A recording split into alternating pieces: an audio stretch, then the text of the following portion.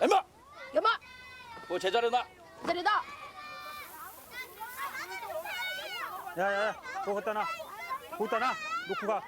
엄마! 이마 이거 중요한 거니까 손 내면 안 돼! 이거 중요한 거니까 손 대면 안 돼. 기들자. 저 새끼들.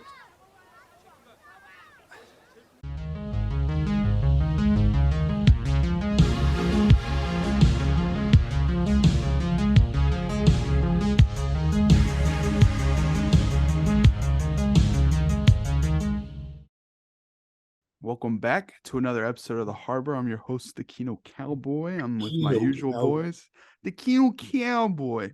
With my usual boys, Casher and Scott.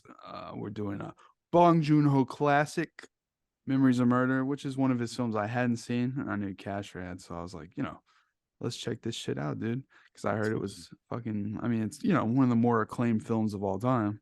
Gotta check It's it my out. favorite. It's one of my probably top 20 films of all time. Yeah. Yeah, fucking love this movie. It's just hella atmospheric, and like the writing in this is just spot on. It's like I'm not Korean, but I'm pretty sure this is realistically Korean. Okay.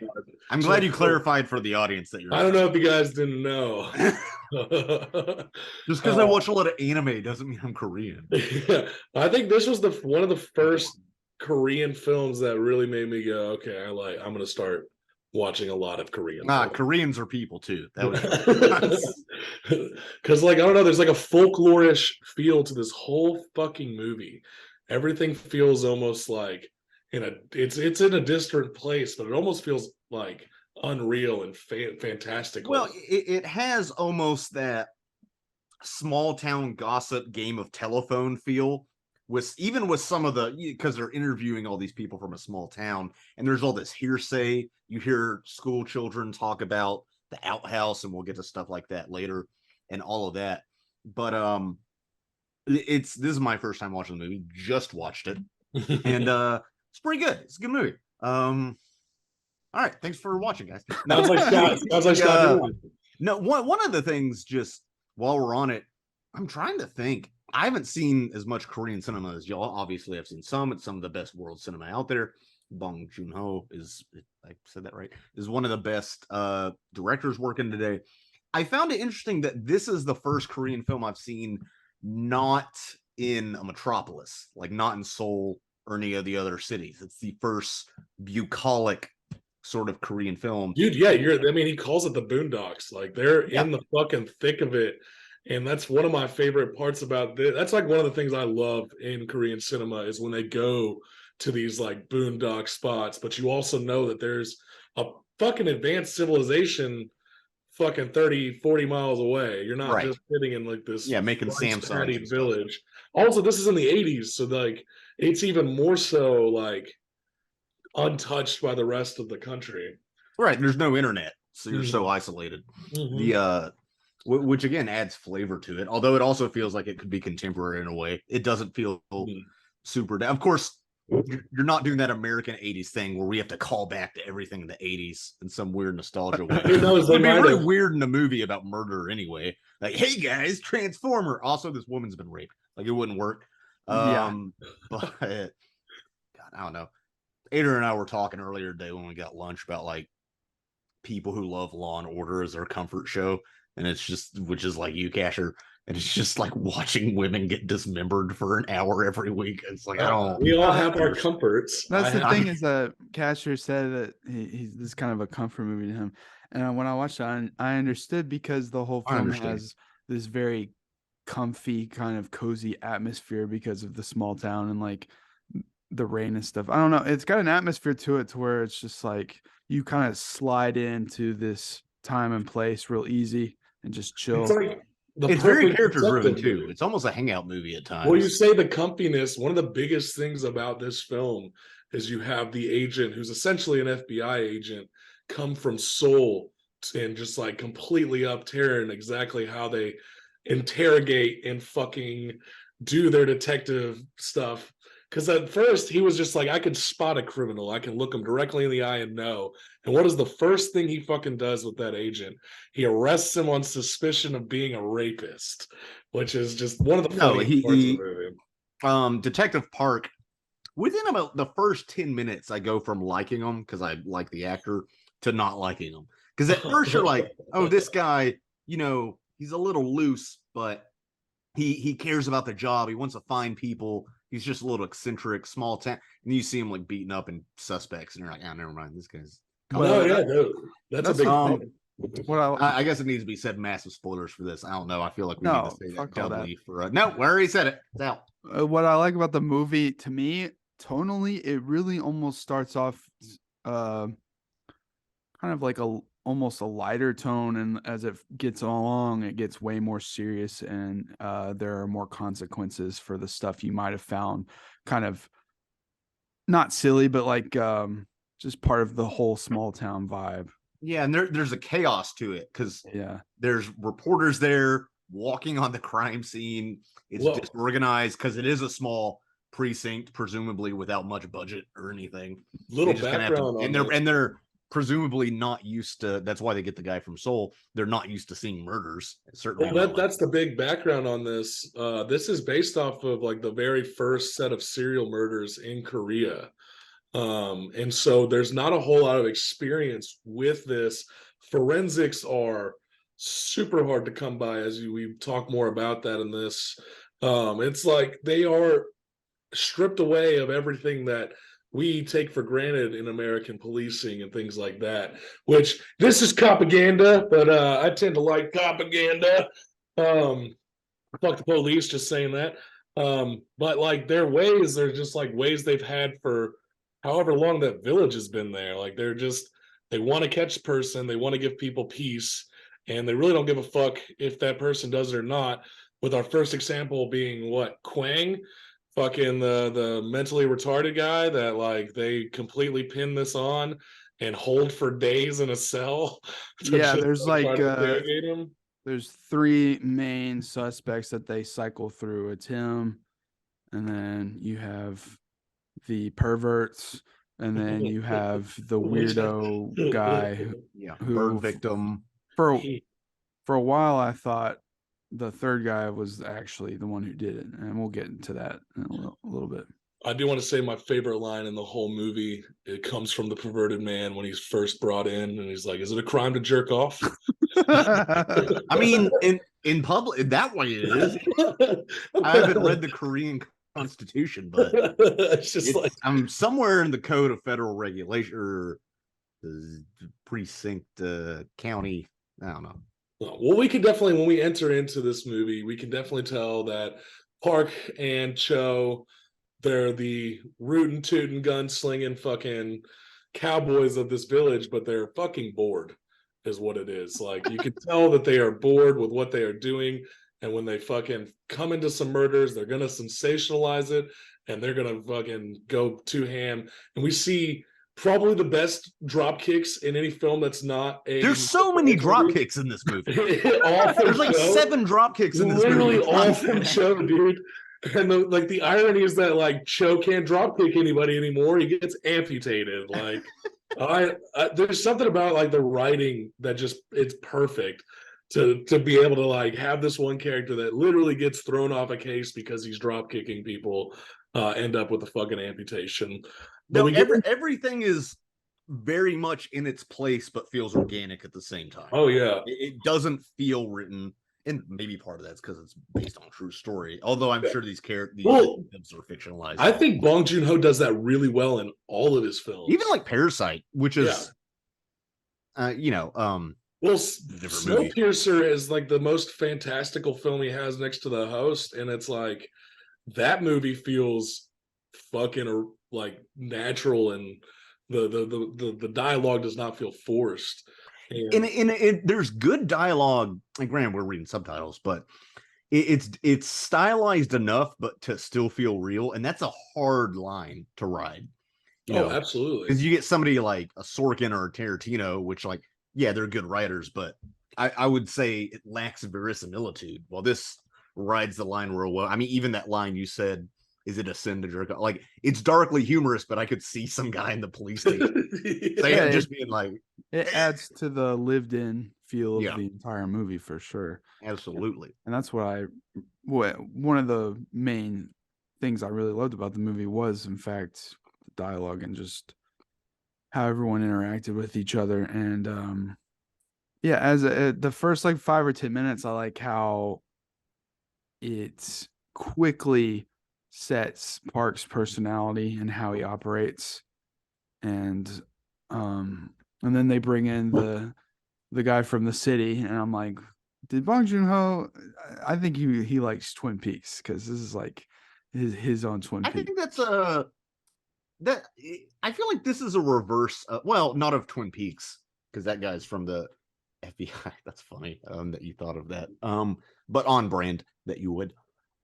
I almost thought it was a reverse of like a little guy in the big city, or like little sheriff has to go to the big city and stuff. It's kind of an inverse of that. And normally it's like, I don't know, I guess that's a very American idea of like, this small town guy has to show these city liberals how the law works or something. Well, one of the things that you compared it to Twin Peaks, it reminded me a lot of Insomnia, where Al Pacino's forced out into like the Alaskan wilderness to try to find. Even the ending, like, of Insomnia, like almost mirrors this, like imagery wise and like plot wise, where they're trying to figure everything out, and these shoots, and you're not sure what's going on. But it takes like, it's like a buddy cop film, but like the darkest buddy cop film you'll ever fucking watch. They're fucking assholes. Yeah, like Cho and fucking Parker, the worst fucking people, man. They're such bad cops. Well, it's like it's all because they're fucking bored, and then they're overwhelmed with a case of these beautiful young women being raped and murdered, and like that's gonna scare the shit out of everybody in town, right? And especially just even in Korea in general at the time, like that's gonna scare the shit out of everybody. Yeah. Sure. Nobody murders them like we do. Yeah. Nobody beats the Zodiac killer. I do love that Seo, the FBI analog, when he comes in, he immediately starts making connections to things.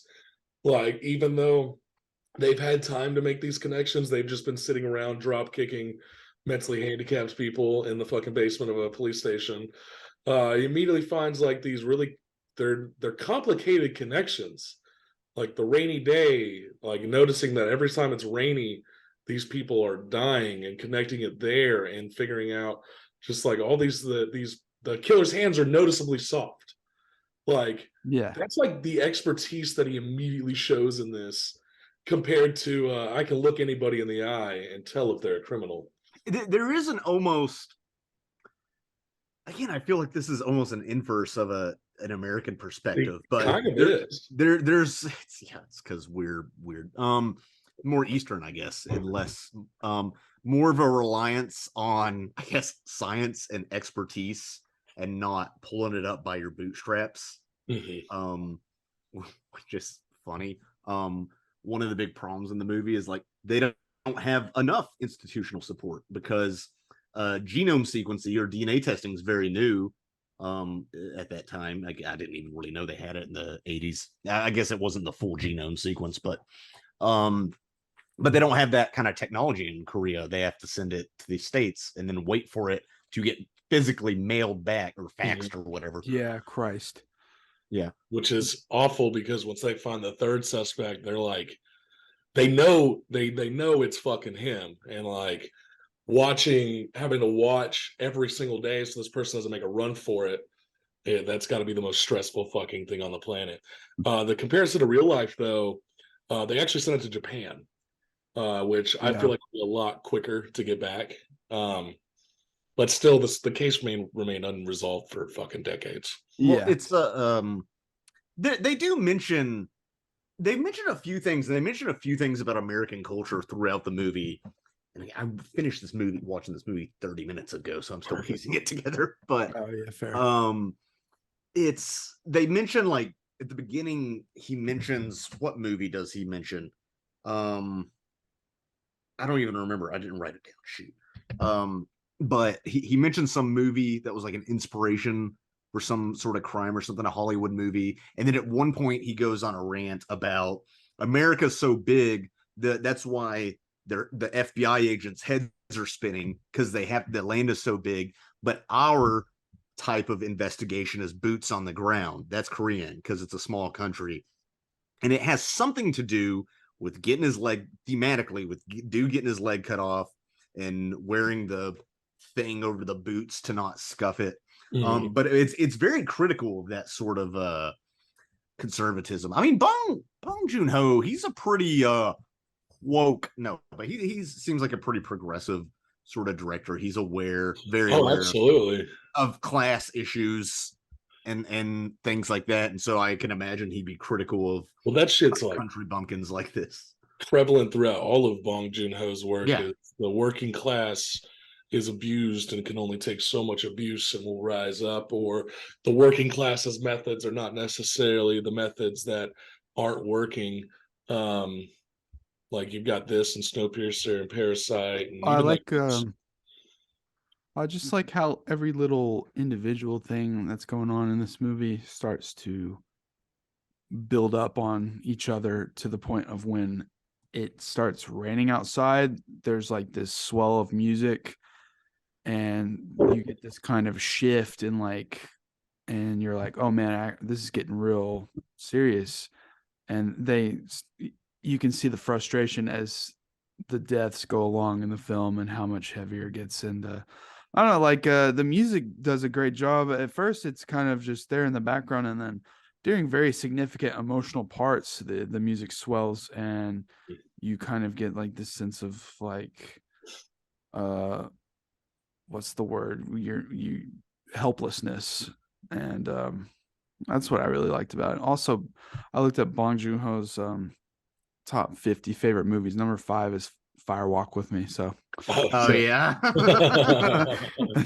No, I think the music plays a big part with helping the audience to understand when, because there's a fine line with the humor in this movie. Yeah. And sometimes you can't tell if something's going to be humorous or not. And like the first few murders that you deal with are it's sad, it's dark, it's a scary situation, but it's not until they start seeing more and more people die that they realize they have to catch the actual person doing this. They can't just push someone into confessing and allow that, because it's just going to continue, which I think was what they had in their head at the beginning is we just get one person, who cares? Like they're not going to do it again. But it's getting up to, almost double digits by the time they even figure out who they really truly think it is. Yeah. And there's that scene. One of my favorite scenes in this whole movie is when that woman is walking on the road next to the rice paddies by herself, and it's dark, and she's got her umbrella, and you can see from the rice paddies the perspective of the person watching her, and it goes back to her, and she starts to get more panicked, and then she flat out drops her umbrella and runs, and then in this blurry running vision you see the killer run from the fucking paddy, grab her, but you still don't know who that is. You can't discern who that is even from that. Fucking love. That's one of my favorite scenes. Yeah.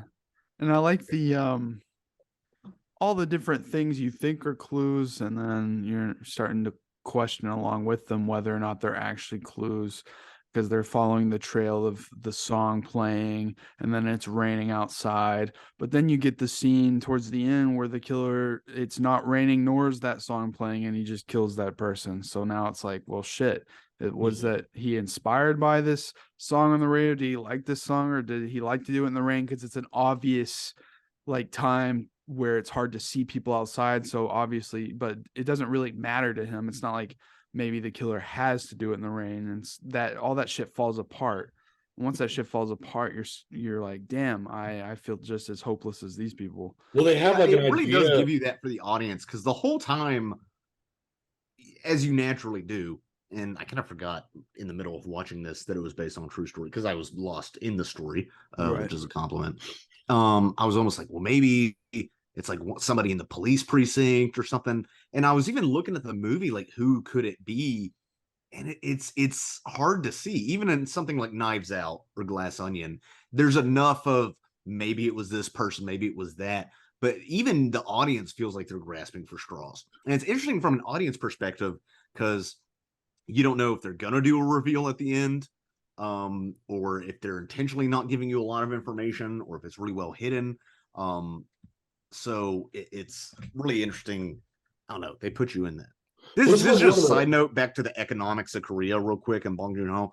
Just Koreans, like, household debt is some of the highest in the world. Like they're all in debt really bad. Okay. It's like average household debt's like 70,000. And like, it's like 200% of their income is like the debt to income ratio is like 2 to 1. Wow. Like yeah. It's no, this is like the first who done it where you don't really get the answer at all, really. Like you're still left guessing if they figure out who this was, or if they're ever going to figure out who this was. And if you didn't know anything about the actual significance to real life, you would think that this is a cold case. Like it's a cold case that'll never be solved. And that's another one of my favorite things about this. I also love that some of the ways that Park and Cho decide to try to investigate this is they go to a shaman. And they're shitting on So for science, like being obsessed with the music and stuff. And then they're going to a shaman and or a charm, and they're like, after we do this ink blot with some of the grounds where the person died. Dude, that's like if my mother got murdered and I went to a white chick with dreads to read my tarot to figure it out. Like that's that level of science. Yeah, but like to be fair, it did take them back to the scene. They caught the guy jerking off. Well, one of the things I've noticed in a lot of Korean cinema is the like fight between tradition and modernity, and it's fucking super prevalent in this. And I just think I've always thought that was funny, where they're like, this is going to be an ink blot and it's going to show his face when it dries, and fuck that guy for wanting to use forensics, and why is he here? Oh wait, no, there's a guy jerking off over here. It's all coincidence. But also there's the added part where Park's kind of, well, he's not fully in on it at first. He's weary. He's like, don't you sell me that charm. Don't try and sell me that. And then it cuts to him with it. That's a good joke. Well, it's like you know how much this costs? It's a piece of paper. Yeah. The scene that follows this too is another favorite of mine, where they're running through the mine or whatever they're doing. The quarry, and they're searching everybody out, and he gets a peek at the panties the man is wearing. But he walks up, and instead of telling them that he saw the panties, he looks the guy in the eye. Even though he already knows who it is, he looks that man in the eye and says that it's through his eyes and being able to spot people. Yeah, that's the criminal. What a bastard. What a fucking shithouse. Psychological, but yeah. Because Seo is just like, how the fuck did you do that? Like, I'm sitting here trying to round up every single person. How did you figure that out? And he's just kind of got a smug look on his face. That's so well staged and chaotic. It is, and the music are cool. guides it really well. They're just big rock piles. Giant hole in the ground. You get into like, after you realize that the dude's just he just can't get his rocks off anywhere else. He has a sick wife at home. No, it's more than that. He's imagining the girl that was raped and killed. Yeah, but no, he is some pretty like army hammer. He's wearing red fucking underwear and pulls going out to a murder scene. And murders scene and jerks off over it in the woods. I think that's a little more. Hey, don't kink shame, okay? Yeah, I'm not shaming, dude. Oh, I am. If you want to jerk off in a murder scene, it's your God-given right as an American. How fuck do you have to be to do that? I haven't read the law. Dude, that chase scene though, where they're chasing him, that dude's a fucking runner. Like that guy is running through that entire He's village. A manual laborer. Well, it's like he runs through the entire village just to end up back at his job site. Like, which for some reason cracks me up. But we get into this like the third suspect, and then like that's where like everything kind of tonally really changes. Because that suspect is like, you can definitely tell if he's not the one who did it, he's someone who's fully capable of doing it. He's fucking, I don't know. He's got like a weird vibe to him. I don't like. He does have a weird vibe, but also they're down like, it's like there's like 7 deaths in basically, and it's like fuck. They're desperate. The first guy, though, the mentally challenged guy, they were just ready to fucking put him away, dude. Well, yeah, man. Easy. If there's a murder, dude, it's probably that guy.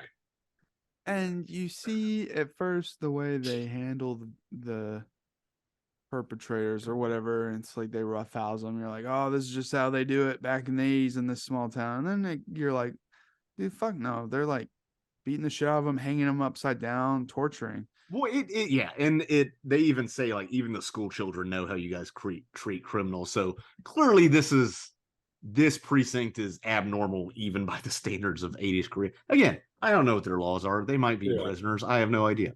Well, it gets to the point that the chief of police is like, if you hit someone again, like you're fucking out of this investigation. And like they're talking to that third suspect after picking him up, and it's getting really aggressive. And then he gives that one answer, and immediately Cho is over that fucking table, both his fucking feet planted in the dude's chest, and then the light goes out.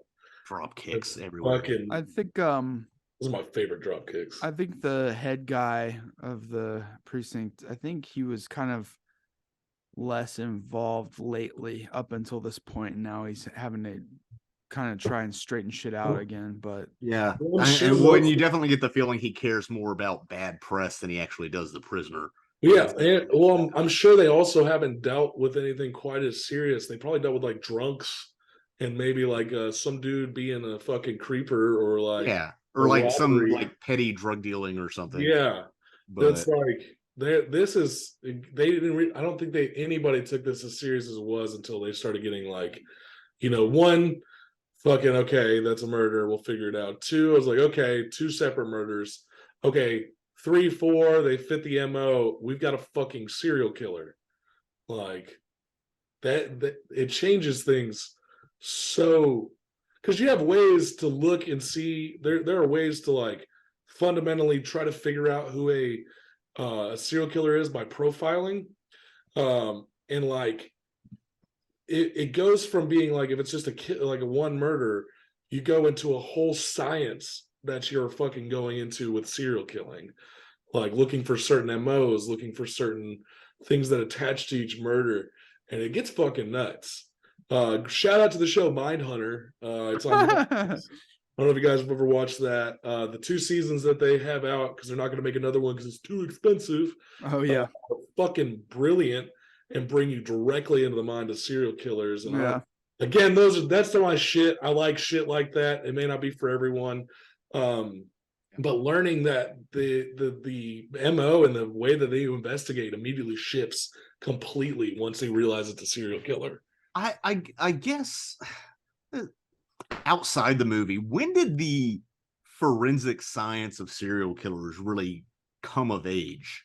Like at what point did it go from we're gonna treat these from any other criminal to we're gonna treat these like the sociopaths they are with whatever specific pathology, as opposed to a gang-related killing or crime of passion or robbery killing or something like that? So Mindhunter is the actual beginning of that. Is it? Okay. It's set in the 70s. It's the late 70s. That makes sense. It brings in 2 guys to start learning how to profile and do the science of these serial killers. And that's why they're, interviewing hundreds of serial killers at the time. But that science is not going to, I don't know, necessarily navigate across the world at that point. It very well, especially with communication technologies being what they were or what they weren't. Also, it's science is kind of a generous term. It's an applied sort of methodology, but imperfect. Right. We get to that fucking Park Yeon-gu. I can't pronounce that. I'm sorry to our Korean viewers. I like how he's able to he connects everything to this and has the mentality that this is the fucking person and there's no one going to tell him differently, because they have to send all that forensics off to America. And again, the ending here, he finally gets it right before he's about to put a fucking bullet in this guy's head, and it tells him that this is inconclusive and that this is not necessarily the person. And it's an immediate, like, he thought he had everything right, but he still didn't. which happens with this stuff all the fucking time. Which is crazy that drove him to that point. Because I mean, he's got to feel like those deaths are on his hand. Yeah. It's weird to see that inverse character arc, like that inverted parabola of just the descent into more and more corruption and madness, which is really a shame because for a while there, as an audience member, I was on So's side, like, no, this guy, he's going to catch him, he's going to straighten out these cops, and then he just gets swallowed by the system and by the depravity of it all. Crazy because they're like, well, surely he's experienced this and more where he's from, and he's like, no, not really.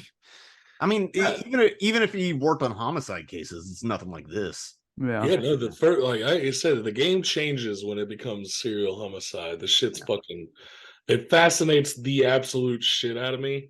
It's interesting. I find cult leaders and serial killers, I mean, I don't obsess over them. I don't listen to true crime podcasts. You don't find them sexy. I definitely don't find them. David Koresh is kind of sexy. Yeah. Wayne Gacy, if you have a clown thing. Yeah. Yeah, it is interesting how, like, for a while he's above these guys, and then by the end he's even more below because he's trying to shoot the guy even though he has the papers, and it takes Park to push the gun away and shit. Losing it. That's so scary. It's such a small thing, but just seeing the sparks fly off the tunnel, that's such a I think it's almost little things like that I think elevates a good filmmaker to a great filmmaker. Is instead of like, oh, let's have like shooting him fall down, let's have the added visual flair of you see it ricochet around, and that little bit of thing adds so much suspense to the scene. It's just a little. And I can't believe this was only his second film, and it's so professional. Yeah, it's fucking crazy good. I do think it's fucked how we end with Park Kwang, the mentally handicapped guy, because they go and they Cho's been taken from the investigation. He's depressed.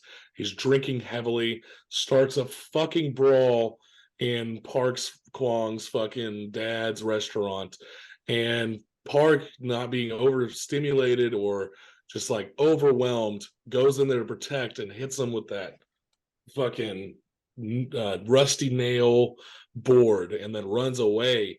And then they're starting to realize they haven't seen him all day, but they realized before that the reason why Park was able to give so many details about the case is because he was fucking there, which is insane to me that it took them that long to realize that. How did you not realize that at the start? You know, this guy's not all there. Why would? Because they weren't trying at the start. Yeah, they just wanted and they just assumed that.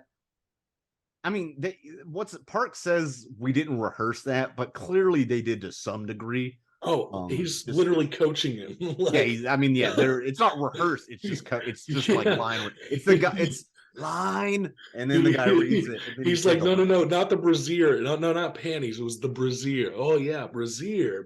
Yeah, stuff like that. Like, but like he's stuff happens. It's just fucked because he's chased up and he thinks that he's gonna be killed by them, and then he starts talking like they finally get him sent down there, and then they abuse him again, which causes him to go into like a loop, and that loop causes him to run in the middle of train tracks, and then there's the end of fucking Kwang, dude. It's the saddest part. Yeah, it's death on his hands now, and like that's crazy. Yeah, literally blood on his hands, all covering him. And that's something they never follow up on in the movie. I don't know if anybody knows who he is or if he has a caretaker or anything. I don't know. He has a dad. At the beginning of the movie, his dad, they're holding him out in the rice paddy, and his dad runs out. My son's innocent.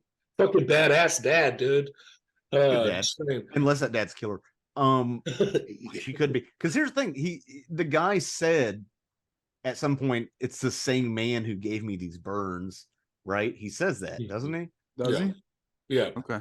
Yeah, he says that, and then they don't really follow up on that. I guess because he's dead and they don't know where to go, or they just don't think to, or he's crazy, and who knows if that's true or not. Yeah, I know, and they don't touch that on it again. I don't know if maybe he's a childhood friend of this other guy or what, because that or some abusive adult who's older now but still me and the dad. I didn't even. Yeah, it could. That's what I'm saying. Fuck, I didn't think about that. That adds like another layer. I love shit like. It could be the dad. You could be like, it's not my son, because he does care about his son. He just also gets off on murdering women. Fuck yeah, okay. I mean, because they didn't know who the real life murderer was when this movie came out. No, yeah, it wasn't. So it could have been anyone. Yeah. Then we get into like the poetic shit where like they send it off to America to get the labs tested, and I just have to ask, like, this has to be the least funded police station ever, because the fucking car they drive, they have to like push to start, like push it a few blocks and then they can crank it on, which is that their is that a personal car or the police station? I'm almost positive that is the car for the police. I see multiple people driving. No, there's Seo gets it later. There's you a what? See one of those sirens you can put on top of the vehicle. Oh yeah, it's one of those. It's like, this is our undercover car. Well, I'm sure the village isn't as huge. I don't know, most of it's walking distance, but that car fucks them. Like, that car fucks the entire investigation, and that's what I think really causes Seo's descent, like true descent, is that he wasn't able to follow him, and minutes later you're at the scene of another crime and another woman's dead, and you see the reaction of Park, which is very apathetic, like just this happens all the time thing now, and Seo is visibly angry. Like, he feels responsible. Well, he's physically angry, and his immediate response is to go to that motherfucker's house and get a confession. Yeah, it's dark. I thought in that shot where his car won't start, you see a guy on a bike, and I was like, he's gonna steal that bike. I did too. Yeah, he should have. It would have worked better. The buses stop if you can go fast enough, you can get it. But and then we get the whole climax of figuring out that the it's all inconclusive. But I think what the cherry on top of this is that it goes to present day, and Park goes back to the village. This is probably, I think this is genius to have this done this way. He goes up there, and the little girl explains to him it's a very normal looking man that murdered this woman, or that was coming back to the scene of the crime. It all comes back to that.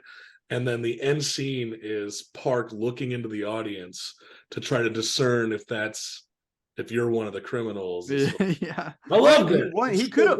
The criminal. I think the criminal said he watched this in prison. Whoa. And according to Wikipedia, and he said he just watched it kind of like any other crime movie, which, because the guy's a fucking sociopath, obviously. Yeah. And you can just, but also, like, crazy. The fact that the girl just says, "Oh, he just looks like any other guy," how frustrating that is. So frustrating. Not like he has a tattoo or a scar. Yeah. Just like, he's some guy, you know. I don't know where he came from. I don't know where he went. Yeah. This is one of my favorite movies of all time, though. Earlier in the movie, there's a scene where they have the woman from their precinct dressed in red because they don't really know what else to do, and they have her walking alone in the woods. I would not agree to that if I were her. That is fucking stupid as hell. Well, no, especially because you know that whole town knows how fucking defunct this goddamn police station is. Half of them are getting drunk as shit and fucking doing whatever they want to. Oh, it's okay. We've got a guy behind them. Like, no, like, not. It's a stupid idea anyway. Oh, let's try and bait him with what little clues we have. But, you know, desperate. And then it's like, are you just gonna walk around the entire county, like, and just hope he's right there? You know? Yeah, it's the same thing when when Park thinks, oh, the guy doesn't have any pubic hair, so he goes to a sauna or whatever, and he's like, well, I spent my own money at this sauna, and I didn't see anyone with bare fucking dick. Well, which is kind of impressive, actually. I guess people didn't shave in the 80s. Well, it's like the stupipid shit is that? He goes home and his wife or girlfriend or whatever is like, "You're not gonna shower?" He's like, "If I shower, my skin's gonna burst off," because he's been bathing all day. Like, that dude, that actor is one of my fucking favorites. Every time Song Kang-ho or whatever. Mm-hmm. He's really good. He's won Korean Actor of the Year 4 times. Yeah, damn. That's I pretty believe it. Crazy.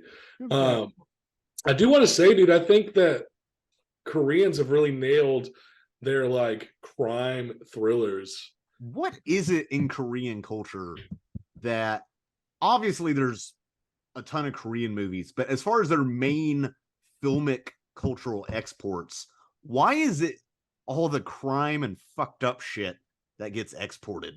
You know, because I'm sure there's like family dramas and stuff in Korea too. Well, I think a lot of it, like all of their folklore and stuff like that, is pretty fucked up, and they don't. They don't sugarcoat and fucking Disneyfy it. All the folklore we have that we know growing up is because of Disney, and they go like a more traditional route with it.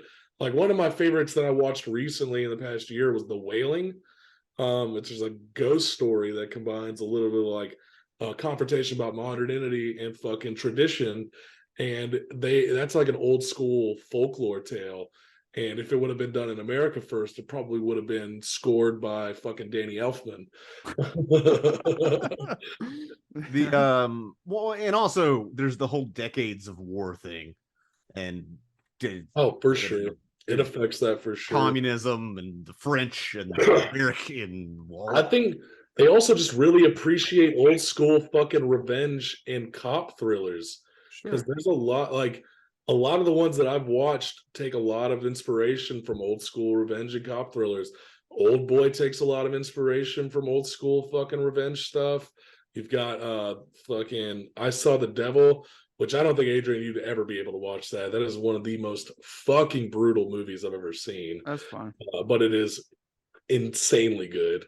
But I don't know, man. I'd have to look up more of it. But it's I'm noticeable that they are really good at whodunits fucking revenge. I guess, and also now that I think about it, people do watch K-dramas. I was gonna say there's also that too. Like and I guess also one of their big cultural exports is K-pop. Which, by the way, the kids I've worked with back when I was teaching, like, loved K-pop. My sister just dropped $600 on 4 teats for what's it called? New Jeans. What? It's a bit. I don't understand a word of that. No, it's not New Jeans. It's one of these ones. I think it's New Jeans. They're a pretty solid little K-pop band. I've only gotten into it because I want to hang out with my sister and talk about things she likes. How old is she? She's like 23. Okay, that's she's an adult though. Yeah. I listened to BTS, one of their singles once, and I had to begrudgingly say, not for me, but it's a good pop single. I'll admit. It's like I get it. I get why this is popular. The only shit I've heard is from Casher on Fortnite with his emotes. Smooth like butter. That one. That's a good pop single. We got into Korean pop when we were in college too. We had so much girls' generation going out in our apartment. Fucking GGGGG. I remember that. It's so fun. I'm not saying it's not different in other countries, but the fact that they have these academies where they just try to group people together and manufacture these pop star bands. We have that too, dog. I'm sure we do. We have American Idol. We have Making the Band. We have One Direction got started on Americans Got Talent. Like, I know this is funny that here it's so dystopian. Like, it's funny because it's here. It's like 4 or 5 dudes, and over there in Korea and Japan, it's like let's have 12 dudes. Like Boys 12. 12. Do they have boys 12 dudes in one? Boys 12. Yeah, I'm sure they do. Like I said, I've only like in the past couple of years been because my sister will play it and I'm like, I like threw it off, and then I was like, let's see why she likes it. I'm like, okay, the guys are sexy, the fucking music's catchy. I can't say that about the women because most of those are like 15-year-olds. My sister told me that the other day, and I go, I'm not listening to this anymore. This is weird because they're all singing about being sexy and stuff. And I don't want it is weird. It is. I don't want stuff like that's weird. I mean, we did that with Britney Spears. She was. That's what I'm saying. Yeah, it's weird to think about. She was like 16, and of course, when I was a kid, I wasn't. She was like an adult to me because I was exactly like 10 or whatever. And now you look back at that album cover and the shit she did on the front of like magazines. You're like, wait, no wonder she's so. It'll never be as bad as Japanese idol culture. So no, that's the word. That shit's. I've seen. We have a whole fucking horrific animated movie called Perfect Blue about it. You aged out of it. I mean, we've got fucking Baby Metal because you aged out of J-pop. So. Really? Yeah. And Baby Metal's, I know we're getting in a whole nother country, but Baby Metal's lyrics are, I looked them up. I'm like, this is a little too weird for me. It's about chocolate and praying to the Kitsune god. And like that, becoming a woman and all this stuff. Like, I fucks with Baby Metal, dude. I don't know. Is it like I would love to go to a Baby Metal concert. It'd be fun. They opened for the Foo Fighters in Little Rock the last time the Foo Fighters. They did? Yeah. I didn't know that. I was probably not here. Well, my buddy John went and he was like sending me messages because he was fucked up on mushrooms at this show. He's like, what the fuck is this? Oh, he didn't know Baby Metal? No, he didn't. I bet if you're from Arkansas and you go to Foo Fighters and you don't know what Baby Metal is, that's probably a trip. Well, dude, I've heard Dave some Grohl defend great- them heavily. He's like, dude, these chicks rock. I don't care. Yeah, they slap like everybody who gives a shit. Well, it's Yeah. funny because like Arkansas was pretty at one point. The Edge Fest had Maximum the Hormone, Oh, which yeah. is Very cool. fucking insane. I would kill to see Maximum the Hormone. I don't know. I listen to You know who that is? You've seen the Frieza. Frieza. You've seen Gold Frieza. Frieza. That's the shit, dude. Yeah, we used to listen to that in high school all the time. I Maximum don't even know Hormone that. as I don't know what Get this you is. up, get up, get your way. yeah. that's the shit. Man. Yeah, we should Yeah. do more Korean films on here, man. I'm fucking all about it. I went. I know. Huge There's a deep dive. video here. Bong Joon-ho, Weiss, Yeah. Korean cinema is so extreme. I'm not gonna watch it right now, though. But you can look at that in the sidebar. No, this movie. Surprisingly, I was very into this movie. I didn't have a ton of usually I have a couple pages of bullet pointed. Yeah. It looks like I've drew porn because my camera blurs it out. But normally I have a couple. Why is it? Oh, that just says the N word a bunch. Oh, okay. Thank you. No, it's I don't have. And I this like- last there's a one isn't even there's a running words. joke that Park's dick is small, and that's why he's so angry. Because at one point it slips out. Oh yeah, And at another point he said, "This country is small like my dick." yeah. Yeah. It's like- That's why I'm pretty sure the lady he's with is like a prostitute. He's not like. Is she? I couldn't see if She she was the seems like a same. He has a doctor. wife later. I couldn't see if it was the same actress or not. She's a doctor. She's like a local medicine woman. Yeah, she's a nurse or something. Why is She he used to paying be for a- sex? She used to be. Does he make it? I don't I remember. don't think he pays her. I thought he think pays her for sex. He Dude. pays her for the drugs she gives him. Oh, okay. Because she comes Yeah. in And then they administers- also have. It's like if your girlfriend was a nurse. Yeah.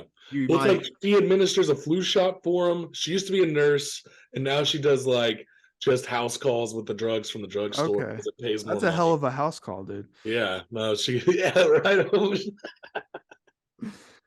Yeah, It- imagine trying Speaking of the short-sightedness of when Cho doesn't get his leg checked out for tetanus.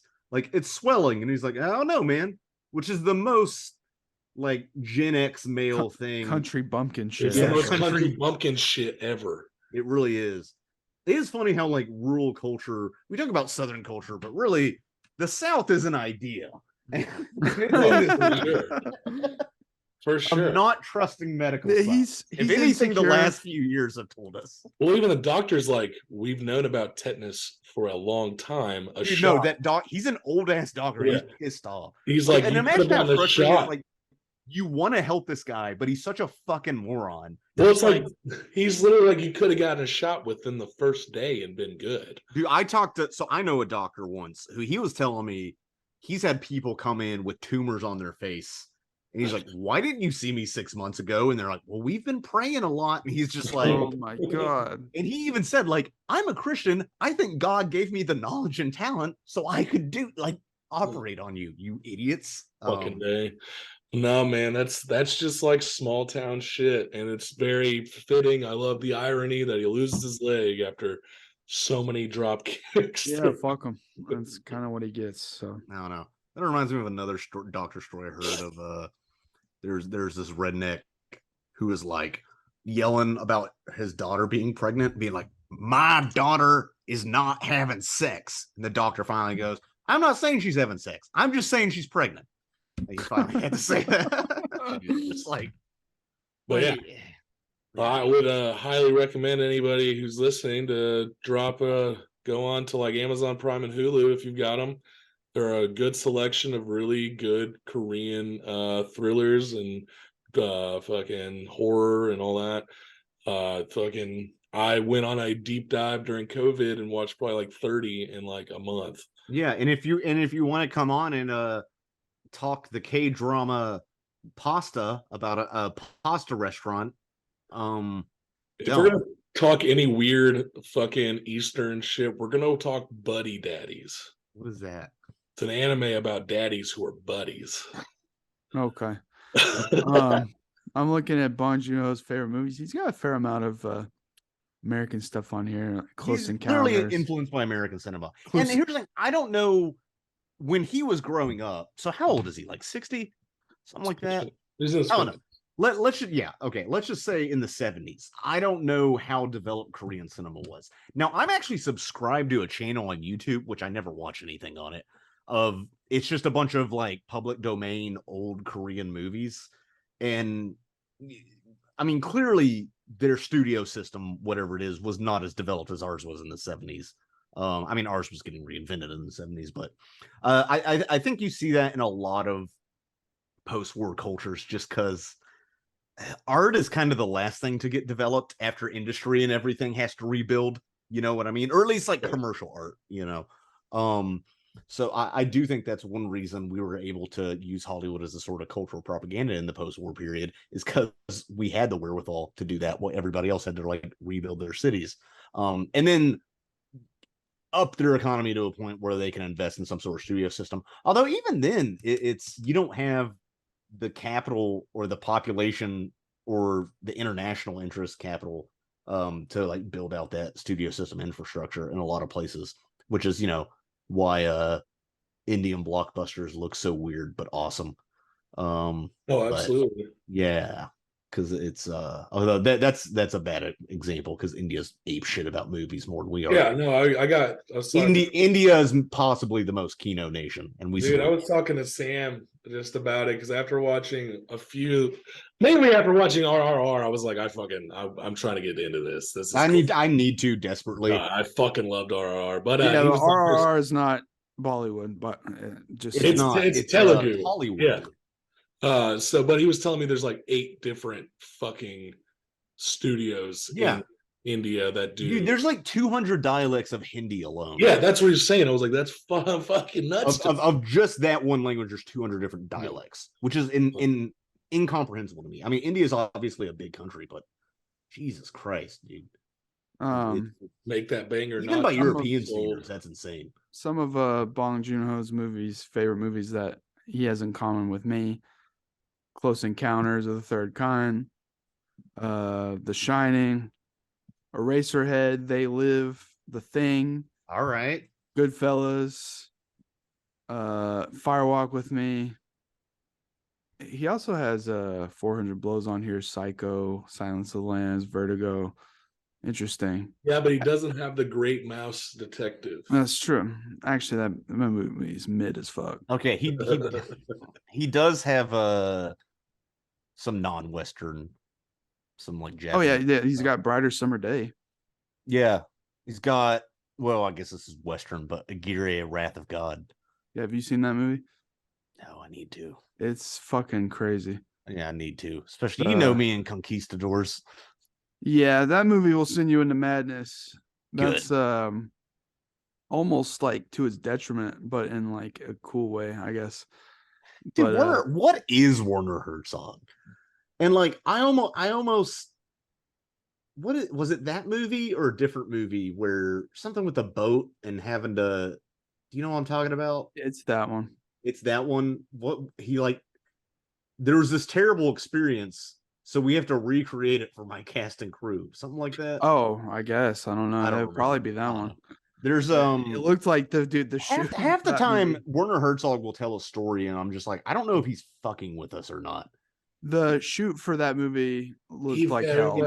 Might be fucking with everybody.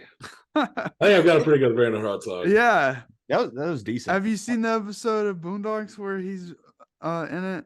Oh, no, yeah. I haven't. I've seen the episode of Rick and Morty. No, you gotta watch the Boondocks episode with Werner Herzog because he's doing a documentary about the election of Obama, and he's like interviewing Huey and everyone else, and it's just so fucking funny. I didn't see many of the new ones. I saw all like most of the ones that were originally on Adult Swim. Yeah, this is season 3, episode 1. Yeah, no, I'm talking about the first 2 seasons. This is what I saw the most of.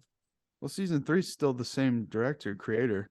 Yeah, but I think there was a time skip or something, wasn't there? Maybe not. No, you're thinking of season 4, which was not created by Aaron whatever. Magruder. Yeah, he had nothing to do with season 4. This is still classic. That show's sick as fuck. But yeah, Memories of Murder. Good fucking movie. Yeah. Memories of Murder. Family fun. Good film. Yeah. Solid one. Yeah. I like how every suspect is distinct, but they all seem like they could have done it. I like how, like I said before, the guy from the city ends up being worse than the other two, or any of them really.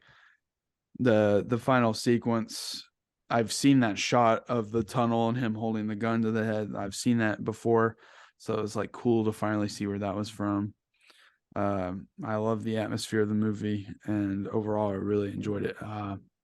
I might be my favorite Bong Joon-ho. I don't know. I might have to rewatch Snowpiercer because that movie's so fucking badass. Snowpiercer is great. Everything that he's done is fucking excellent.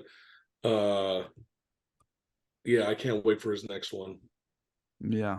Got Robert Pattinson all up in that bitch. Fucking A, dude. Too bad it's not until next year. I'm about it though, dude. I'm fucking hyped. Yeah. That'll probably be my most anticipated of next year. Yeah. For sure. And now he's got universal recognition because of his win, his sweep, whatever he wants. Even though the movie completely criticizes the kind of people that would be at that show, which is crazy. Oh, absolutely. And then he goes and gets belligerently fucked up afterwards, which I love. Koreans drink. The only one I haven't seen of Bong Joon-ho is Barking Dogs Never Bite, which is his first film. Okay. If you guys want something similar to Memories of Murder, Mother is really good. Yeah. By Mother? Mm-hmm. By so it's Bong Joon-ho. Oh, It's another crime one. It's about a mentally handicapped guy who is accused of murder, and his mother has. Is that a theme in his movies? No, this is the only ones I can think of. He's accused of murder of a young girl, and she has to find the true killer. And it's a older Korean actress who's pretty renowned, basically going through some fucking cool shit to try to clear his name. That's pretty good. By the way, we didn't get too much into detail. We did mention it a few times. The killer was 16 years after this movie came out in 2019. Found, he was confessed.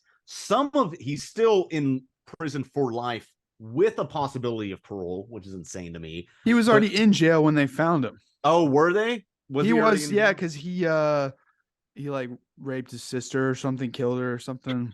And then, but here's the thing: a lot of these murders, or maybe all of them, it was under the statute of limitations, which I didn't know there was a statute of limitations for murder.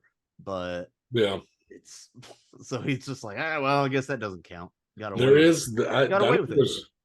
there's a statute of limitations in the U.S. No, I don't think either for that.